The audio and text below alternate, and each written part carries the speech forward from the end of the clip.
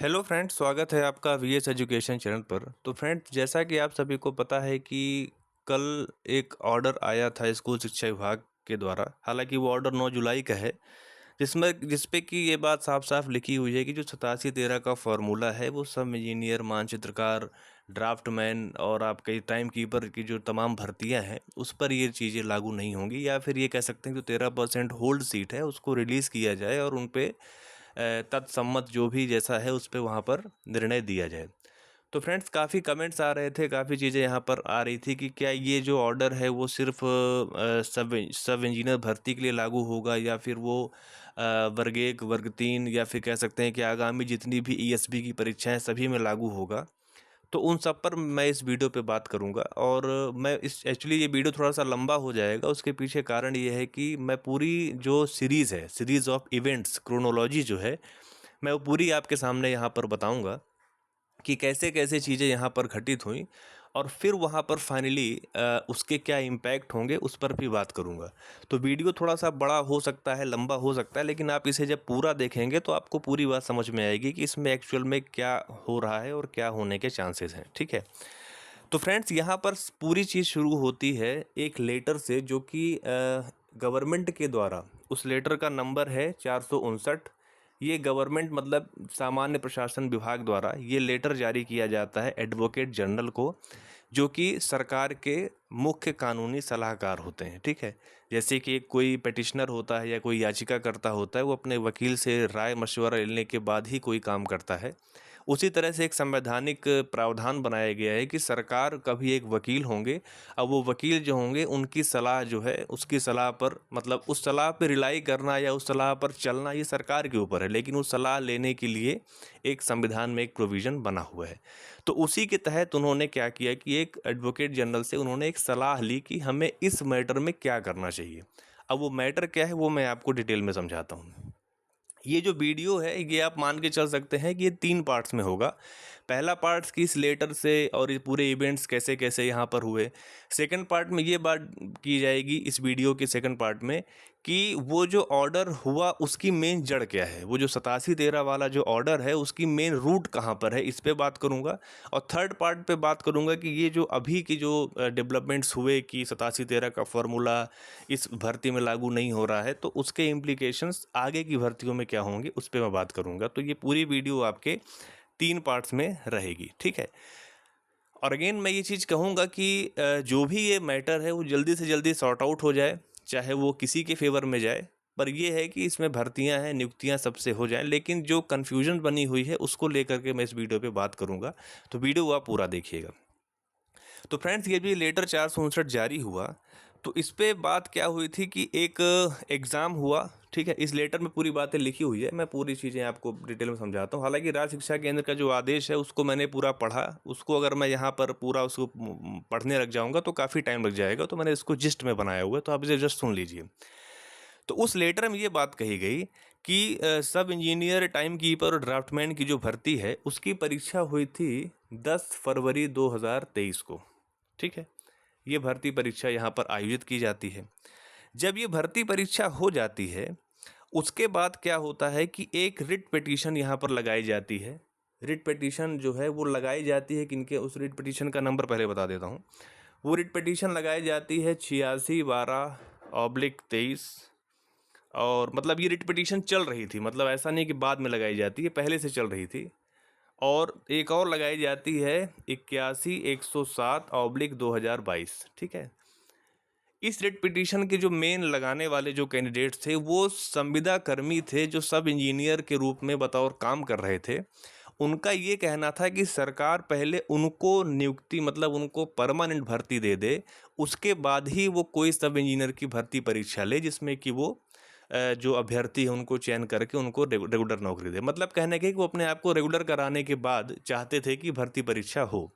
लेकिन सरकार ने उस पर स्टे ले लिया था उनके आदेश पे, और माननीय हाई कोर्ट से उन्होंने एक एंट्रीम आदेश पारित करा लिया था, जिसमें ये बात लिखी थी कि आप जो भर्ती प्रक्रिया है उसको आप स्टार्ट कर दीजिए, लेकिन जो फाइनल अपॉइंटमेंट होगा वो इस कोर्ट के आदेश के, इस कोर्ट के निर्णय के अधीन रहेगा। ठीक है। मतलब ये नहीं है कि आप पहले से ही भर्ती प्रक्रिया को रोक दीजिए, मतलब आप परीक्षा लीजिए, फॉर्म भरवाइए, है ना, उसके बाद रिजल्ट भी जारी करिए, वो सब आप करिए, लेकिन आप फाइनल अपॉइंटमेंट आप नहीं देंगे जब तक कि ये रिट यहाँ पे डिसाइड नहीं हो जाती। इतना हो गया। अब जब 10/2/2023 को परीक्षा होती है, उस परीक्षा के होने के बाद क्या होता है कि इसी चूँकि यहाँ पर एक और ऑर्डर आता है, उस ऑर्डर की डेट रहती है 3/1/2023, जिस पे कि ये बात लिखी थी कि इसमें आप रिज़ल्ट जारी कर सकते हैं। तो जब ये ऑर्डर आ जाता है कि आप रिज़ल्ट भी जारी कर सकते हैं, उसके बाद क्या होता है कि इस ऑर्डर को, जिस पे ये बात लिखी थी कि आप रिज़ल्ट जारी कर सकते हैं, उसको चैलेंज किया जाता है 6036। याद रखिएगा फ्रेंड्स, ये सबसे इंपॉर्टेंट केस है, 6036/2023। इस रिट पिटीशन में चैलेंज किया जाता है, जिसमें ये बात कही जाती है कि ये जो ऑर्डर है उस पे मतलब जो ओबीसी का आरक्षण जो 27% दिया जा रहा है वो अनकॉन्स्टिट्यूशनल, ऐसा करके एक याचिका लगाई जाती है। जब ये याचिका लगाई जाती है तो इस याचिका की सुनवाई में इसको सुना जाता है माननीय हाई कोर्ट के द्वारा, और उस याचिका की सुनवाई में 27/3, ये डेट बहुत इंपॉर्टेंट, 27/3/2023 को एक ऑर्डर पास होता है। 27/3/2023 को एक ऑर्डर पास होता है, जिस पे माननीय हाई कोर्ट ये बात कहते हैं। याद रखिएगा, दो केस बहुत इंपॉर्टेंट है, एक ये 6036 वाला और एक और मैं जो बताने वाला हूँ। 27/3/2023 को इस केस में एक ऑर्डर पास होता है, जिस पे माननीय हाई कोर्ट कहते हैं कि इसी तरह का एक सिमिलर केस 5901/2019, ये एमपीपीएससी वाला मैटर है, /2019 में पेंडिंग है, जिस पे एक एंट्रीम ऑर्डर जारी हुआ है, जिसमें ये बात लिखी हुई है कि ओबीसी जो रिजर्वेशन है एमपी में वो 14% से ज़्यादा नहीं हो सकता, क्योंकि वो 50% की कैप को अवॉइड कर रहा है, मतलब उसको वो डिसोबे कर रहा है, उसको, है ना, उसको दरकिनार करते हुए उसको लागू किया जा रहा है। तो ये वहाँ पर ऑर्डर हुआ। अब जब ये ऑर्डर हो गया, इस ऑर्डर की होने की वजह से, ऑर्डर कौन सा, 27/3/2023 वाला जो ऑर्डर, उसकी बात कर रहा हूँ। इस ऑर्डर की मूल आत्मा कहाँ बसी हुई है, 5901 वाले में, ये ध्यान रखिएगा, ठीक है। भले ही वो 6036 पे डिसीजन है, लेकिन उसकी जो मूल आत्मा है वो कहाँ पर है, 5901 वाले ऑर्डर पे, ठीक है। अब आगे देखिए, जब ये ऑर्डर पास होता है 27/03/2023 वाला, तो सामान्य प्रशासन विभाग 29 मई 2023 को एक लेटर जारी करता है, किनको, महाधिवक्ता को, और उनसे कानूनी सलाह लेता है कि इस ऑर्डर के आने की वजह से हमें नियुक्तियां देने में कठिनाई पैदा हो रही है, कृपया इसमें आप अपनी कानूनी सलाह दीजिए कि हमें क्या करना चाहिए, ठीक है। ये ऑर्डर उन्होंने एक लेटर जारी किया एडवोकेट जनरल को, एजी को, ठीक है। तो जब एजी साहब को ये लेटर मिला, उन्होंने उसको पूरा पढ़ा, पूरे तथ्यों को खंगाला, पूरी चीज़ों को समझा, तो उन्होंने ये बात देखा कि चूंकि ईएसबी के द्वारा जो एडवर्टीज़मेंट जारी किया गया था सब इंजीनियर वाला, वो 2022 में जारी किया गया था। उस एडवर्टीज़मेंट में ओबीसी को 27% का कोटा दिया गया था। अब वो कोटा किस अधिनियम के तहत दिया गया था, वो अधिनियम यहाँ पर लिखा हुआ है। अधिनियम था एमपी लोक सेवक, एमपी लोक सेवा एसटी एससी ओबीसी रिजर्वेशन संशोधन अधिनियम 2019, उसके तहत ये रिजर्वेशन 2022 की एडवर्टीजमेंट में ओबीसी को 27% यहाँ पर दिया गया। तो जब ये रिजर्वेशन उनको दिया गया और वो पूरे रिकॉर्ड को खंगाला गया, उसके बाद उनको ये बात पता चली कि जब फाइनल रिजल्ट आता है कब, 3/3/2023 को, सब इंजीनियर वाला 3/3/2023 को जब फाइनल ऑर्डर आता है, मतलब फाइनल रिजल्ट आ जाता है ईएसबी का, है ना, जिसमें सब इंजीनियर वालों को क्या करते हैं कि उनका रिजल्ट, मेरिट सूची जारी कर दी जाती है। तो कुछ अनसक्सेसफुल कैंडिडेट्स, यहाँ पर स्पष्ट रूप से उन्होंने अपने सलाह में लिखा हुआ है कि कुछ अनसक्सेसफुल कैंडिडेट्स, असफल उम्मीदवारों के द्वारा 6036/2023 रिट पिटीशन को, उस पर रिट पिटीशन लगाई जाती है हाई कोर्ट में। जिस रिट पिटीशन पर वो जो याचिका करता होते हैं वो इस चीज़ का जिक्र करते हैं कि चूंकि माननीय सुप्रीम कोर्ट के द्वारा इंदिरा साहनी बनाम यूनियन ऑफ इंडिया केस में 25% की जो कैप है उसको इस्टेब्लिश किया गया है कि आरक्षण किसी भी रूप में 50% से ज़्यादा नहीं हो सकता। इसलिए जो एमपी लोक सेवा एसटी एससी ओबीसी आरक्षण संशोधन अधिनियम 2019 है, वो पूर्ण रूप से क्या है, असंवैधानिक है। ठीक है, तो इस चीज़ की सुनवाई में वही जो मैं आपको पहले बता चुका हूँ कि माननीय हाई कोर्ट ने देखा कि 5901 जो कि एमपीपीएससी का 2019 वाला मामला था, उस पे भी यही बात थी। तो सिमिलर केस होने की वजह से उन्होंने सिमिलर यहाँ पर जजमेंट पास कर दिया। ठीक है, तो जब आप इस चीज़ को समझिए, अब यहाँ से मैं आपको स्पष्ट समझाता हूँ कि क्या है। ये पूरी चीज़ें यहाँ पर क्रोनोलॉजी वाली हो गई। अब यहाँ पर आप इस चीज़ को समझिए, एक तरफ केस है आपका कौन सा, 6036/2023 वाला, और एक तरफ केस है आपका 5901/2019। ठीक, ये वाला केस का संबंध है ईएसबी से। ठीक है, ये ध्यान रखिएगा, ये केस का संबंध किससे है, ईएसबी से है, और इस वाले केस का संबंध है एमपीपीएससी से। ठीक है, एमपीपीएससी ईएसबी वाले केस में पूरी सुनवाई हुई और मैटर सिमिलर था। इस वाले केस में कौन सा, 29/01/2019 का जो केस था, इस पे ऑलरेडी एक जजमेंट आ चुका था इसी चीज़ को लेकर के 14% से ज़्यादा नहीं हो सकता। ठीक है, उस जजमेंट के बेसिस पे सामान्य प्रशासन विभाग द्वारा, ध्यान रखिएगा, 29/9/2022 को 8713 वाला फॉर्मूला अप्लाई किया गया। ठीक है, ध्यान रखिएगा, इस डेट को, इस ऑर्डर के, इस केस के बेसिस पे 8713 वाला फॉर्मूला अप्लाई किया गया। ठीक है, जब ये मतलब 8713 का जो फॉर्मूला है उसकी जो मेन जड़ है वो कौन सा केस है, 5901/2019। इसी के बेसिस पे 29/9/2022 को सामान्य प्रशासन विभाग द्वारा 8713 का फॉर्मूला लागू किया गया। उस पर भी कानूनी सलाह ली जा चुकी थी। ठीक है, तो जब ये 8713 का फॉर्मूला वहाँ पर अप्लाई किया गया, तो इस 8713 फॉर्मूला को भी रिट पिटीशन नंबर 24/847/2022 में चैलेंज किया गया था। जैसे कि कुछ ऐसी भी न्यूज़ आती है सुनने में कि जो सामान्य प्रशासन विभाग है उसने अपने से 8713 का फॉर्मूला लागू किया। तो वो बात सही है कि उन्होंने उस ऑर्डर की जो आप कह सकते हैं कि उसका जो कंक्लूजन निकलता है उसकी बेसिस पे लागू किया, लेकिन उस ऑर्डर को भी चैलेंज किया गया था कौन से केस में, 24/847/2022 वाले केस में, जिसको कि माननीय हाई कोर्ट ने क्या कर दिया था, डिसमिस कर दिया था।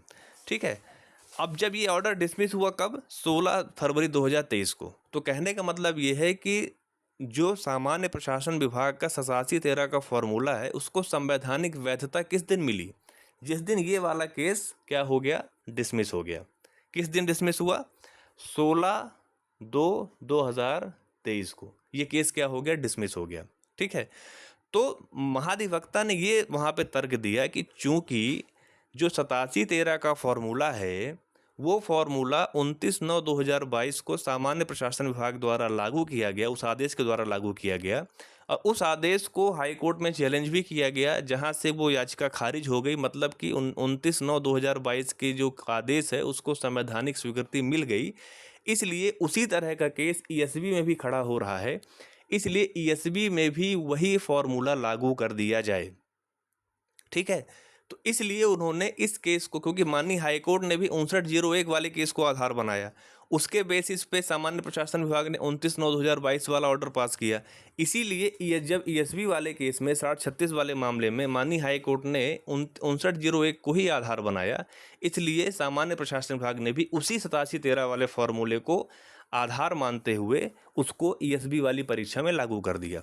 ठीक है, उसका परिणाम क्या हुआ कि 13% सीट्स जो हैं वो होल्ड हो गई और बाकी 87% पे आपका रिजल्ट जारी हो गया और ज्वाइनिंग लेटर वगैरह जो भी आगे की प्रक्रिया है वो सब हो गई। अब प्रॉब्लम कहाँ पे आके फंस गई कि आपको मैंने पहले बताया, मैंने इस बात पे भी आपको बोला कि आप इसको गौर कीजिएगा कि जो 6036 वाला जो केस था उसको लगाया था किन्होंने, असफल उम्मीदवारों ने। असफल उम्मीदवारों से मतलब ये हो गया कि उन देखिए कोई भी केस जब किसी कोर्ट में जाता है तो सबसे पहला प्रश्न ये खड़ा होता है कि क्या आप इस केस को करने लायक हैं कि नहीं। करने लायक होने का मतलब ये कि आपका लोकस है कि नहीं, लोकस स्टैंडाई सबसे पहला वहाँ पर प्रश्न खड़ा किया जाता है कि आप वो केस करने योग्य। जैसे मान लीजिए कि आप किसी भी व्यक्ति के ऊपर कोई अपराध कारित हो जाता है, अब वो वहाँ पर केस लेके जाता है तो पहला प्रश्न ये पूछा जाएगा कि क्या आपके साथ अपराध हुआ, कुछ उसके संशय, कुछ वहाँ पर कुछ प्रूफ आपको देना पड़ेगा। मतलब सिंपल सा कहने का ये है कि आप तभी केस कर सकते हैं जब आपके अधिकार वहाँ पर प्रभावित हो रहे हों।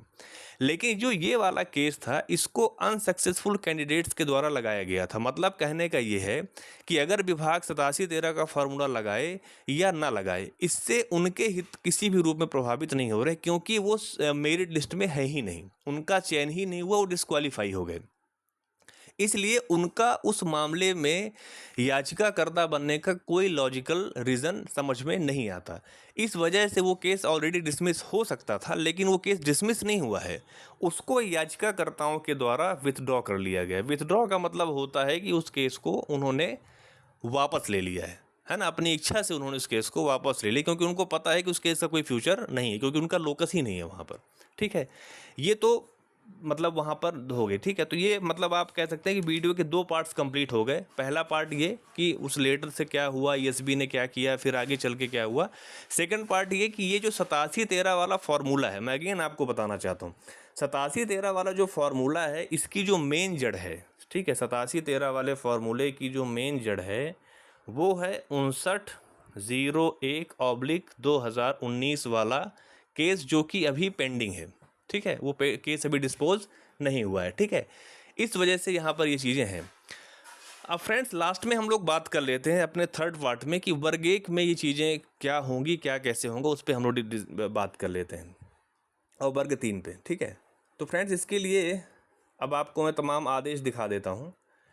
पहला आदेश है, ये देखिए यहाँ पर पहला आदेश जिसपे कि ये रहा, इस पे साफ साफ लिखा हुआ है कि ये देखिए, कर्मचारी चयन मंडल भोपाल मध्य प्रदेश शासन स्कूल शिक्षा विभाग तथा मध्य प्रदेश शासन जनजातीय विभाग के अंतर्गत उच्च माध्यमिक शिक्षक चयन परीक्षा 2023, इस पे लिखा हुआ है। मैं यहाँ पर सिंपल आपको पढ़ के बता देता हूँ कि किस जगह पर कौन सी बात लिखी हुई है। ये देखिए, रिट पिटीशन नंबर, ये ध्यान से देखिएगा, है ना, 18/105/2021। इसमें लिखा हुआ है कि माननीय उच्च न्यायालय की रिट पिटीशन 18/105/2021 में दिनांक 4 अगस्त 2023 में पारित अंतरिम आदेश के दृष्टिगत अवर सचिव मध्य प्रदेश शासन मंत्रालय वल्लभ भवन भोपाल के पत्र क्रमांक F07/37/2021 एफ भोपाल दिनांक 27 जनवरी 2024 में दिए गए दिशा निर्देशों के अनुसार 87% पदों पर परीक्षा परिणाम घोषित किया जाना है तथा 13% पदों हेतु परीक्षा परिणाम माननीय न्यायालय के अंतिम निर्णय आने तक रोका जाना है। माननीय न्यायालय के अंतिम निर्णय आने के उपरांत संबंधित वर्ग अन्य पिछड़ा या अनारक्षित में रोके गए 13% पदों का परीक्षा परिणाम घोषित किया जाएगा। तो मतलब यहाँ पर आप ये समझ सकते हैं कि इसीलिए परीक्षा परिणाम ही रोक दिया गया है। सब इंजीनियर वाली भर्ती में तो ये हुआ था कि 13% लिस्ट ओबीसी की भी जारी की गई थी और 13% लिस्ट आपकी यूआर की भी जारी की गई थी। लेकिन वर्ग 1 में आप सभी को पता है कि 13% सीट्स को होल्ड किया गया है, उसमें अंतिम रूप से सूची नहीं जारी की गई है। भले ही उनको ज्वाइनिंग ना मिले, लेकिन यहाँ पर लिस्ट भी जारी नहीं की गई, मतलब यहाँ पर परिणाम को ही रोका गया है। ठीक है, इस चीज़ को आप ध्यान रखिएगा। तो ये हो गया वहाँ पर आदेश। अब इसको एक एक करके समझ लेते हैं कि क्या मैटर है। ठीक है, अब यहाँ पर फ्रेंड्स एक और मैं आदेश आपको दिखाना चाहता हूँ जो कि पूरे मतलब इस पूरे मैटर पे सबसे इम्पॉर्टेंट है। वो है 5901/2019 वाला आदेश। ठीक है, जो मैं आपको बता रहा था, 19/3/2019 को ये पारित हुआ था। इसमें साफ साफ लिखा हुआ है कि in the meanwhile it is directed that the respondent shall not provide reservation for more than 14% for OBC category in admission made to the colleges on the strength of the ordinance which is subject to matter of this petition।